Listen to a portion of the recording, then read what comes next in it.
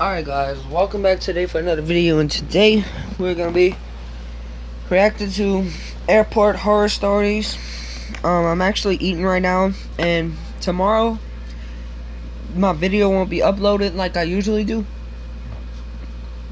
Oh, that was a nice burp. Because I'm actually gotta go bring some money to my cousin. She goes to church, and when she's like gone early in the morning, so let's get into this.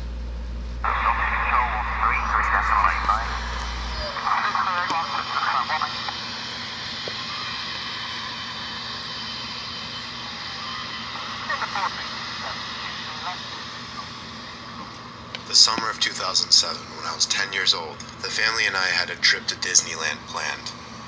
Our flight was booked for midnight on a Tuesday to save money, and my mom figured my sisters and I would sleep through the flight. My sisters were 8 and 5 at the time. The gatehouse was for the most part empty as we waited for our flight. My mom went to go to the bathroom with my youngest sister, and a minute later my dad told me to wait there and watch my other sister while he went to get a last-minute bite to eat at the cafe, as a middle-aged woman came and sat next to us. She put her hand on my back as she acted all excited to see us and asked where our parents were. I told her they would be right back. Then a middle-aged man came over as well and started acting just as bubbly and affectionate towards us as if he knew us. That sounds creepy right there. The man then proclaimed that he just ran into my dad at the cafe and finally introduced himself and the woman as our dad's cousins.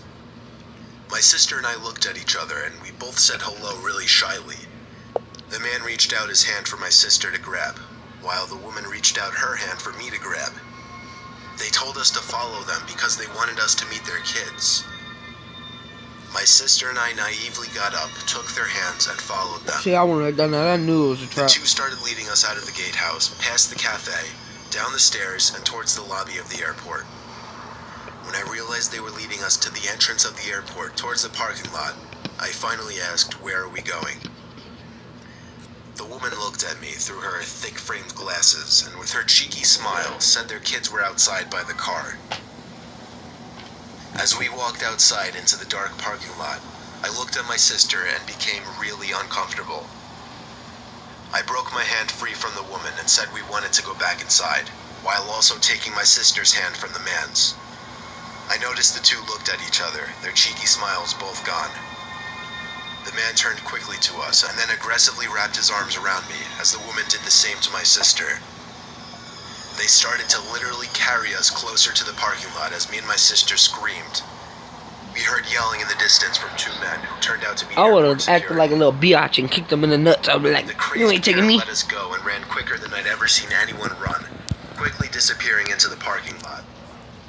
One of the men chased them down, or at least tried to, while the other talked with us for a bit, then led us back into the airport, back to our parents and other sister. Like some freaking saviors right there, bro. Minutes and my mom was already sobbing like a baby. Being that I was so young makes this a really weird and uncomfortable memory to think about. See, they don't even tell us how old he is, so. I think that I didn't see any red flags go off when the two didn't give us their names.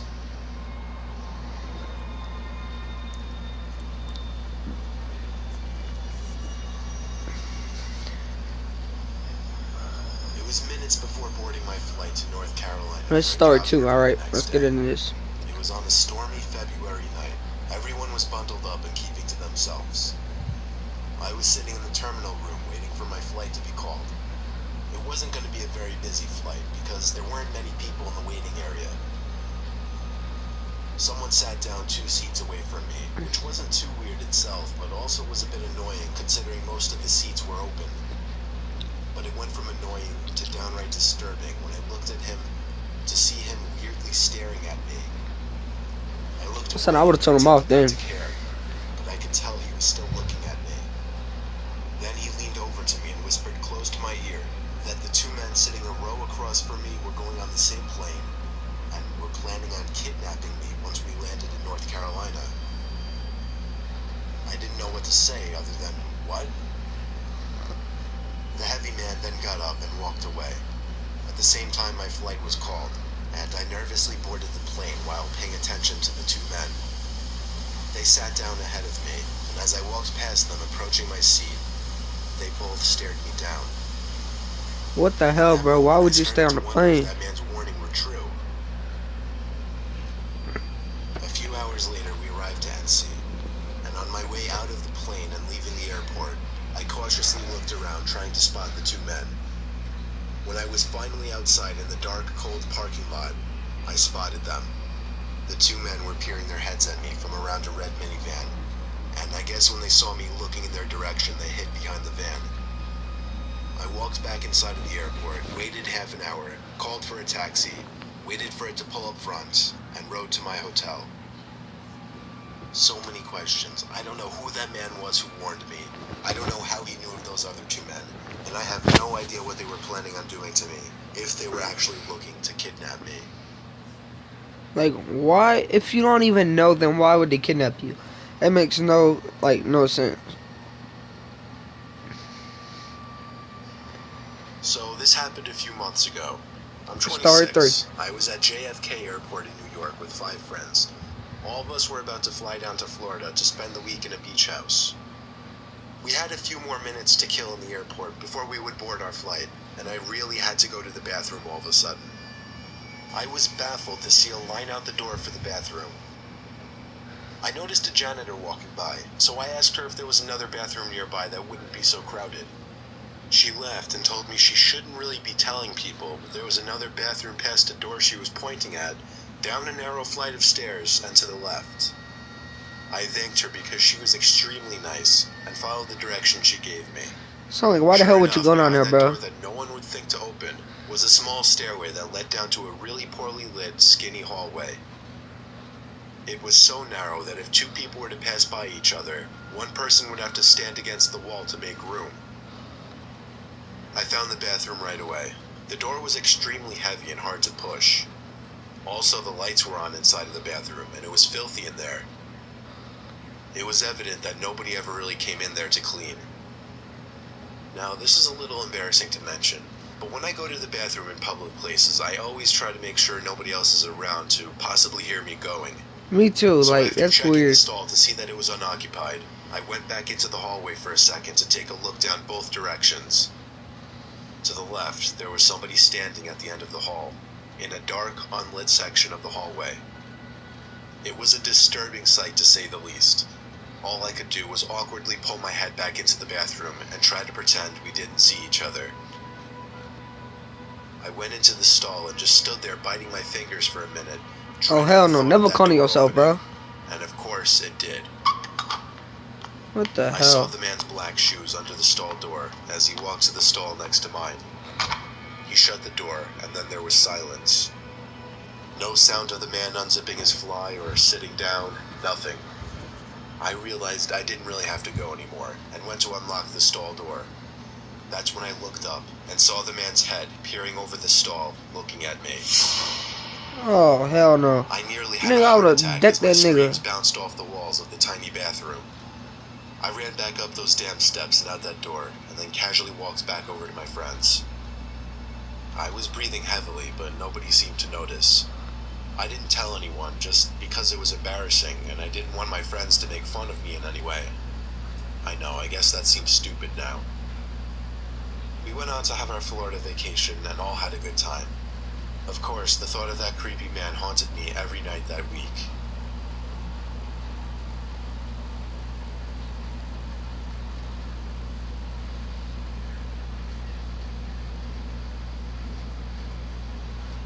Story 4. My wife recently took a trip to California with a few of her girlfriends. I was her ride to the airport, and I was therefore her ride back from the airport as well. I waited around in the lobby for a while. Her flight ran a little behind schedule, so it was about 15 minutes late. I breathed a sigh of relief when I saw my wife Michelle and her 4 friends heading over in my direction. Michelle waved happily and ran over to give me a big hug and kiss. I said hello to all of her friends as well. Michelle suddenly started patting her pockets, and a concerned expression appeared on her face. She looked at me and told me she lost her wallet and keys. So Michelle and I, along with one of her friends who was kind enough to help out, all went back up to the terminal and looked everywhere. We asked one of the airport workers to have the plane checked for a wallet and keys. Long story short, we spent a great deal of time looking around the airport to find nothing. She insisted she had both the wallet and keys after she left the plane, though. Eventually, we had to call it quits and went home. A worker assured us that if the items came up, we would be contacted immediately. Michelle was in a sour mood the whole ride home because of it.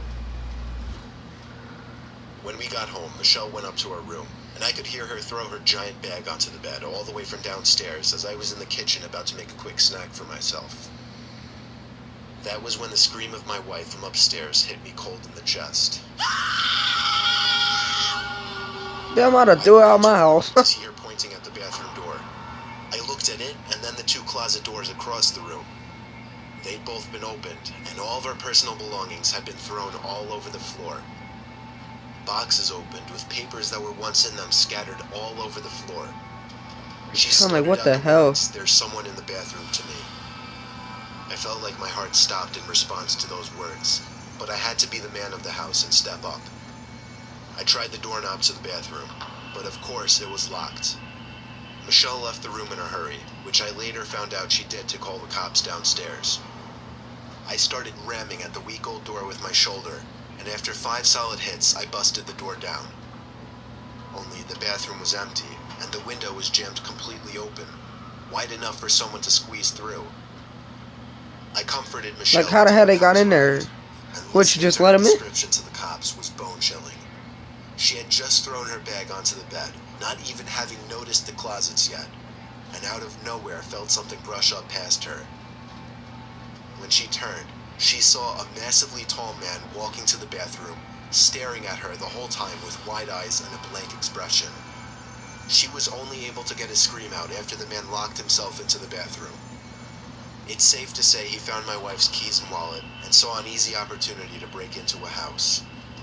We had our locks changed the next day and never saw the man again. Alright guys, so if y'all actually like that, hit the like button, subscribe. I'll actually do another video if y'all like this. I actually ain't gonna be posting games no more until like a little bit better at commentating. If y'all want me to continue, just tell me, but hit the like button, subscribe if you're not subscribed already. Hit the bell if you think I earned it. Leave comments and a thing. Hit the like button, and thank y'all. Hope y'all watch my next video. Peace.